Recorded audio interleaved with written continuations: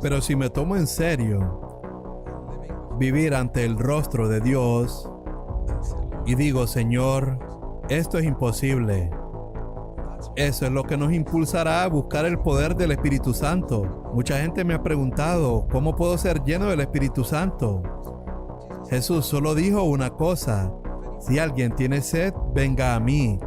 Y esa sed, ya sabes, es un hambre y sed desesperada de un moribundo que no ha tenido que comer ni beber desde hace varios días. Alguien hambriento que está sediento y grita, quiero agua, quiero algo de comer, hace días que no como, hace días no bebo agua. Ese es el tipo de sed. Jesús dijo, si alguien tiene sed, venid a mí. De lo más profundo de su ser brotará el Espíritu Santo. Estoy absolutamente convencido de que ese es el secreto de tener el poder del Espíritu Santo para vivir una vida victoriosa. Y oro para que cada uno de nosotros entre en esa vida.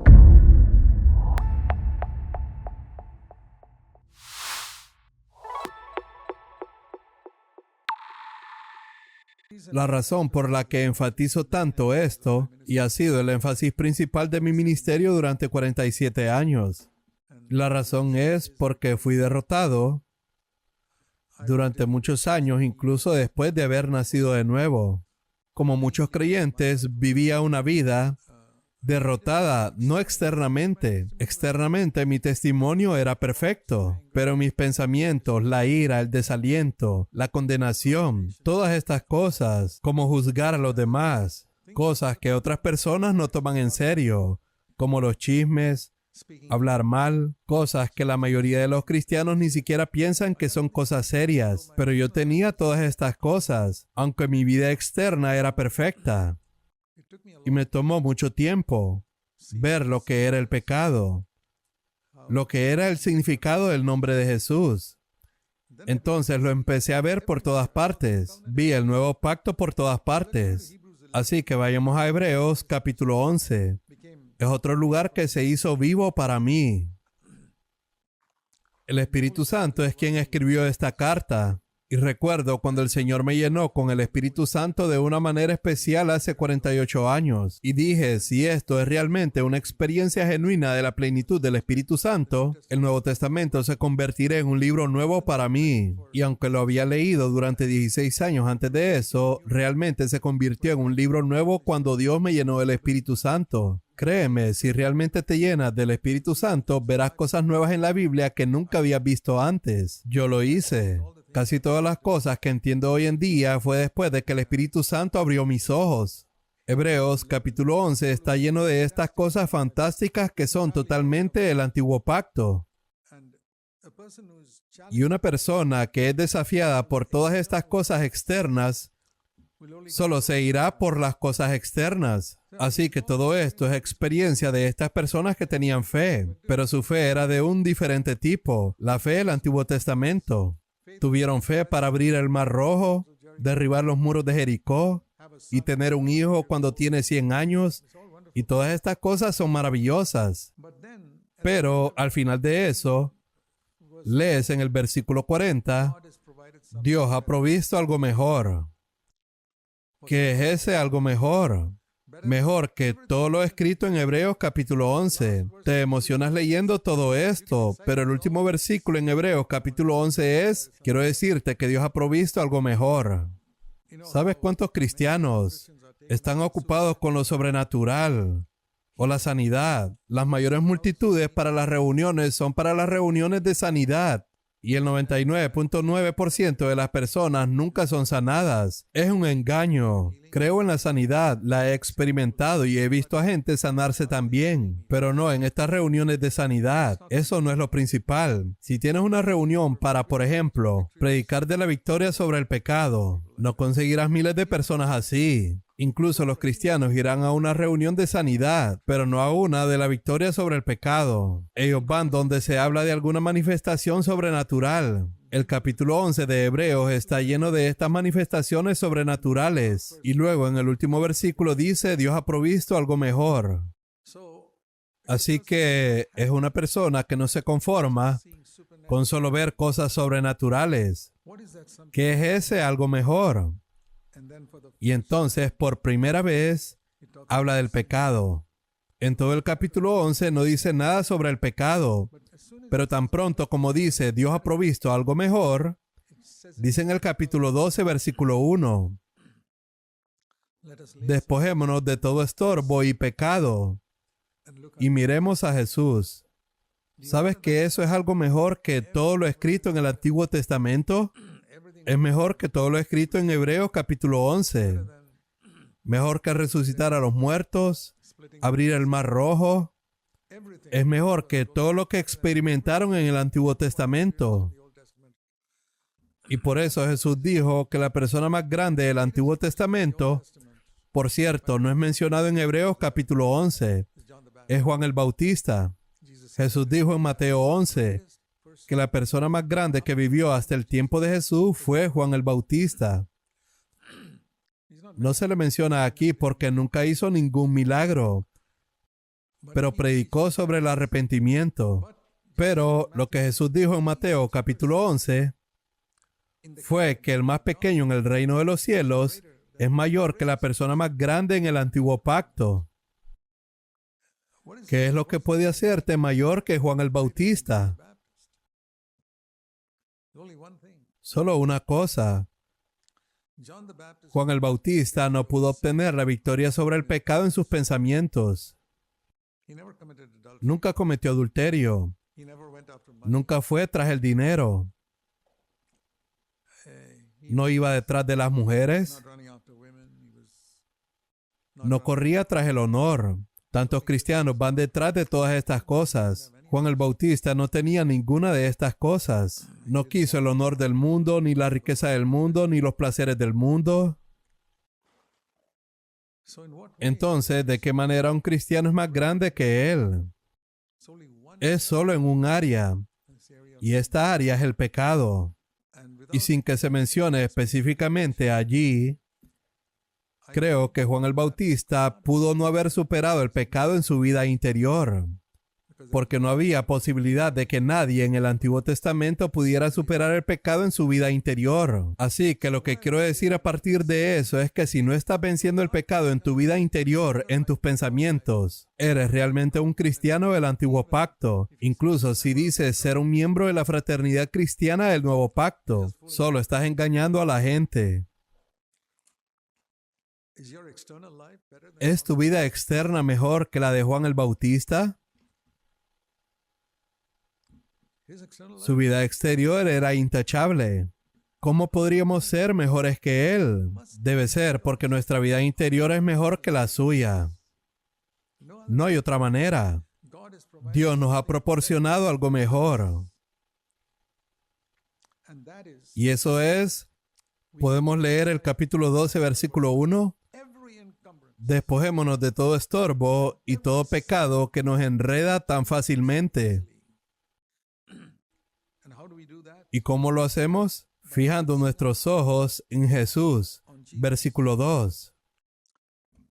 Así que esto es lo maravilloso, que en el nuevo pacto tenemos un ejemplo. No una exhortación, sino un ejemplo. Puedes oír todas las exhortaciones contra el pecado de todos los predicadores más poderosos y seguirás derrotado hasta que veas su ejemplo, hasta que fijes tus ojos en su ejemplo. Fue cierto en mi vida. Realmente comencé a vencer el pecado cuando vi a Jesús como mi ejemplo. Y durante muchos años el diablo me impidió seguir porque siempre decía, Jesús es Dios. Sé que es Dios, yo le adoro. Pero siempre tuve la impresión de que era Dios en la tierra. Podía vivir de una manera que yo no puedo vivir porque yo no soy Dios. Hasta que un día, Dios abrió mis ojos para ver que Jesús vivió en la tierra 100% como un hombre. Fue tentado en cada punto exactamente como yo. Nunca me cansaré de decirlo porque eso es lo que cambió mi vida. Hasta entonces siempre tenía una excusa para mi pecado. ¿Por qué Jesús no pecó? Porque Él era Dios. ¿Por qué pecas? Yo soy un hombre. Pero una vez que vi que Jesús era exactamente como yo, ya no tuve excusa. Él era un hombre. Y no solo era un hombre, sino que fue tentado en todo exactamente como yo. Una de las cosas en Hebreos capítulo 4, versículo 15, es que no tenemos un sumo sacerdote que no pueda simpatizar con nuestra debilidad, sino alguien que es tentado en cada área exactamente como nosotros. ¿Cuál es el pecado en el que caes con más frecuencia? Jesús también fue tentado en esa área. Desánimo, ira, condenarse a sí mismo, menospreciar a los demás, juzgar a los demás o lo que sea. Él nunca pidió perdón, porque Jesús no lo necesitó, porque no pecó, pero nosotros necesitamos hacerlo. Fue tentado en todo como nosotros, pero no pecó. Podrás decir, ¿es solo una declaración para ser tomada así? No. Por lo tanto, ¿qué? ¿Cuál es el resultado de comprender esa verdad? El siguiente versículo, por lo tanto, acerquémonos confiadamente. No podían hacer eso en el Antiguo Testamento porque no tenían un ejemplo. No tenían a alguien que fuera tentado en cada punto como ellos. Pero ahora hay uno. Por lo tanto, acerquémonos al trono de la gracia, al mismo trono de la gracia, al que vino Jesús como hombre, y Jesús obtuvo gracia allí. Necesitamos misericordia y gracia. Misericordia es el perdón por nuestro pecado pasado. Jesús no la necesitaba porque no había pecado en su vida, pero la gracia que nosotros recibimos es la que Él recibió también. Así es como venció. Ese es el punto aquí. Por lo tanto, ¿qué? ¿En qué se basa? Porque fue tentado exactamente como nosotros y no pecó. Por lo tanto, ¿qué? Por lo tanto, vayamos al trono de la gracia y obtengamos gracia para que nos ayude cuando seamos tentados. Ese es nuestro momento de necesidad. No está hablando de una necesidad económica. El contexto es sobre nuestra necesidad cuando somos tentados. Así que me di cuenta que la razón por la que estoy cayendo es porque en el tiempo de la tentación, que es mi tiempo de necesidad, no pido la gracia a Dios. Creí que podía lograrlo por mí mismo, solo porque tengo versos de la Biblia en mi mente. En el Antiguo Testamento, ¿cómo sé que se mantuvieron alejados del pecado? Veamos Salmo 119. Así es como se guardaban del pecado en el Antiguo Testamento. Salmo 119, verso 11. Este es David. En mi corazón he atesorado tu palabra para no pecar contra ti. Esa palabra era de los 10 mandamientos. Pero incluso con eso, David desobedeció los 10 mandamientos. Cometió adulterio y luego, para encubrir ese adulterio, cometió asesinato. Así que realmente no le ayudó. El que escribió esto no se dio cuenta de cómo se equivocaría más tarde. Bueno, no voy a juzgar a David. Él no tenía al Espíritu Santo. No tenía a Jesús como ejemplo.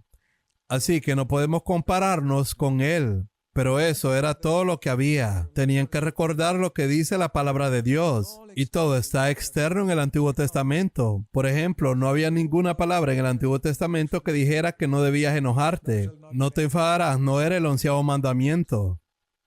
No codiciarás con tus ojos, no era el 12º mandamiento. Esas cosas simplemente no estaban ahí, porque la gente no podía hacerlo de otra manera. Nunca serían capaces de hacerlo. Así que David dice, según la norma de tu palabra, no peco contra Dios. Atesoro la palabra de Dios y no peco.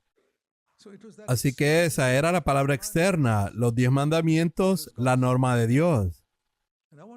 Y quiero que seas honesto y te preguntes, ¿son esas tus normas? ¿Cuál podrías decir? Cuando te mantienes alejado del pecado, escuchas en esta iglesia constantemente sobre no pecar y alejarse del pecado. Pero ¿de qué manera enfrentas el pecado? Una vez que te das cuenta que es la vida de Jesús, tu actitud cambiará completamente y te sentirás tan impotente y di, Señor, no puedo vivir esta vida. Ese será el día de tu salvación. Cuando te das cuenta de que no puedes vivir esta vida. Ese fue el día de mi salvación, cuando me di cuenta de que no puedo vivirla. No importa cuántas buenas decisiones yo tome. No importa cuántas veces ore en una conmovedora reunión dominical en particular. Me confrontaron o algún mensaje que escuché me confrontó a mí. No puedo hacerlo. Ni siquiera puedo hacerlo escuchando constantemente un nuevo mensaje cada día. Muchas personas me han escrito, hermano Zach, tus mensajes me confrontan y yo los escucho. Algunos me dicen que los escuchan todos los días, pero yo digo que eso no es suficiente, porque es un gran desafío. Tienes que permitir que el Espíritu Santo llene tu vida y te muestre a Jesús. La realidad del ejemplo de Jesús. Como la rama indefensa que cuelga del árbol. Es mi ejemplo favorito, la rama en el árbol. No puedo hacer nada sin estar ahí todo el tiempo. 50 años de experiencia no me servirán de nada. Si me cortan, nada puedo hacer. Es como una rama sin fruto. Pero si me tomo en serio, vivir ante el rostro de Dios, y digo, Señor, esto es imposible. Eso es lo que nos impulsará a buscar el poder del Espíritu Santo. Mucha gente me ha preguntado, ¿cómo puedo ser lleno del Espíritu Santo? Jesús solo dijo una cosa, si alguien tiene sed, venga a mí. Y esa sed, ya sabes, lo que dijo antes sobre los que tienen hambre y sed de justicia. No solo los que tienen un deseo débil. Sí, creo que eso sería muy bueno. Si podemos superar la ira en nuestro hogar sería más pacífico. No es ese tipo de deseo. Es un hambre y sed desesperada de un moribundo que no ha tenido que comer ni beber desde hace varios días. Alguien hambriento que está sediento y grita, quiero agua. Quiero algo de comer. Hace días que no como. Hace días no bebo agua. Ese es el tipo de sed. Jesús dijo, si alguien tiene sed, venid a mí. De lo más profundo de su ser brotará el Espíritu Santo. Estoy absolutamente convencido de que ese es el secreto de tener el poder del Espíritu Santo para vivir una vida victoriosa. Y oro para que cada uno de nosotros entre en esa vida. Cambió mi vida por completo. Cambió mi ministerio. Cambió todo en mí respecto a lo que era mi vida cristiana anterior. Y no significa que me haya vuelto como Jesús. No. De hecho, me hice más consciente de que no era como Jesús. Después de entrar en esto, el Espíritu Santo, cuando te llena, te hará más consciente de lo diferente que eres de Cristo. Porque verás un montón de nuevas áreas que nunca habías visto antes. Entras en un mundo nuevo. Lo comparo con un bebé en el vientre materno, limitado al vientre de la madre. Tiene los ojos abiertos y creo que puede oír sonidos y todo eso, pero está muy limitado. Entonces un día nace, sale a este mundo y dice, wow, no sabía que había un mundo como este. Es algo así cuando el Espíritu Santo nos llena. Nuestra comprensión del pecado es como un bebé dentro del vientre materno. Es todo lo que puedes ver, esa pequeña área. Esto es pecado, esto es pecado. Pecados que algunas personas decentes en el mundo pueden reconocer como pecado. Pero cuando el Señor nos abre los ojos, es como ese bebé que sale al mundo y dice, vaya, no me había dado cuenta de que este mundo es inmenso. Y de la misma manera, así comienzas a ver el pecado. Entonces, no quiero desanimarte. Eso te hará depender de Dios. Debemos depender constantemente de Dios por el Espíritu Santo. Él hace que dependamos de Él todo el tiempo. Esa es la vida de la fe. Esa es la fe de la que habla la Biblia. El justo vivirá por la fe. No solo se salvará por la fe, sino que el justo vivirá por la fe. Quiero animarlos, hermanos míos, a que persigan esto. No creo que puedas entrar en esta vida solo porque alguien te ponga las manos en la cabeza. Imponer manos sobre las cabezas está bien para que un ministerio sea bendecido con algún don. Pablo impuso las manos sobre Timoteo, pero eso no le dio a Timoteo la victoria sobre el pecado. Solo le permitió tener un ministerio. Sí, eso puede estar ahí para alguna situación particular en la iglesia de Dios. Hay un lugar para la imposición de manos. Pero eso nunca llevará a nadie a la victoria sobre el pecado. Y eso es lo principal en el Nuevo Testamento, vencer el pecado. Sin eso, el nuevo pacto carece de valor. Romanos capítulo 6, mi versículo favorito, versículo 14. El pecado no será. Esta es una declaración absoluta. No será. No dice no debería.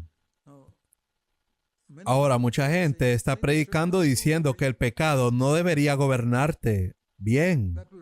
Eso reducirá hasta cierto punto el pecado de la gente. El pecado no debe ser tu amo. Pero eso no es lo que dice este versículo. Eso no es una orden. El pecado no será tu amo, es una orden. Y yo digo, Señor, no me des tales órdenes, no puedo cumplirlas. Y el Señor dice, no te daré una orden, te daré una promesa.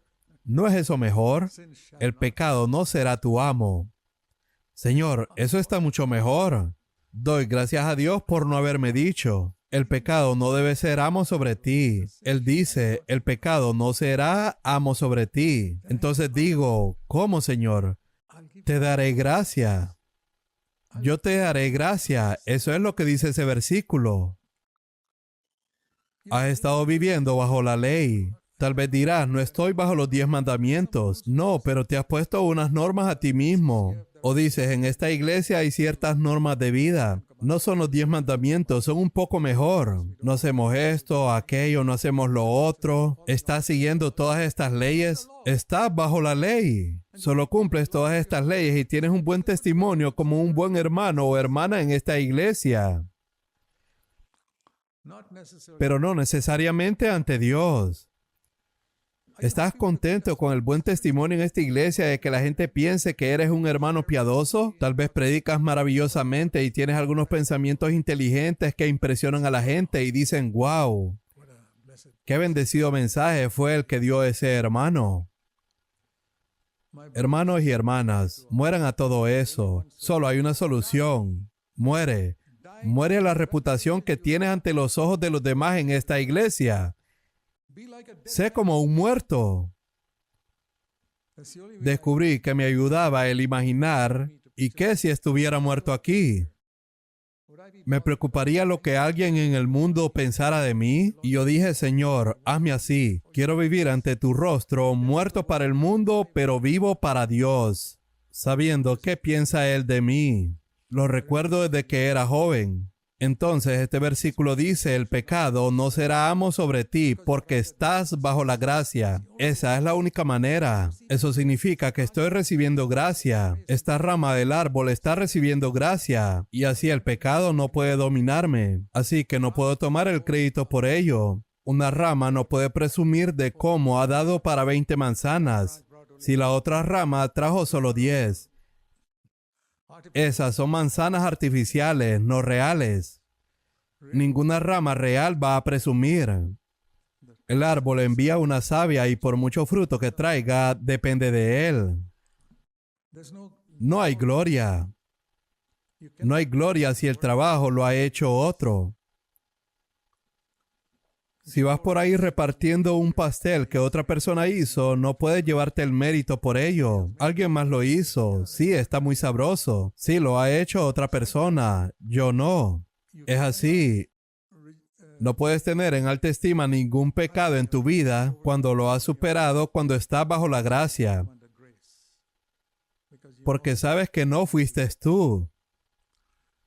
Hay una superación del pecado apretando los dientes, determinado y controlándote a ti mismo. Eso es el hinduismo. Eso es psicología, es yoga. Te diré, había un hermano que vino a nuestra iglesia en la India. Practicaba yoga como hindú antes de convertirse. Él dijo, superé la ira antes de venir a la iglesia. Lo hice siendo hindú. Dijo, nos enseñaron en yoga cómo controlar tu lengua, pero no controló la ira de su corazón. Oh, no. Eso lo aprendió después de venir a nuestra iglesia. Él decía, pero no le gritó a mi mujer. Pero no es algo muy bueno si un hombre nunca le grita a su mujer. Sí, excelente. Lo logró con el hinduismo. Y él fue honesto como para decir, lo conseguí antes de venir aquí. Pero cuando vine aquí descubrí que la ira no es algo solo de la boca. En Eclesiastés capítulo 7 dice, la ira habita en el corazón del necio. Así que solo digo que no debemos engañarnos a nosotros mismos. El pecado no dominará sobre ti porque estás bajo la gracia.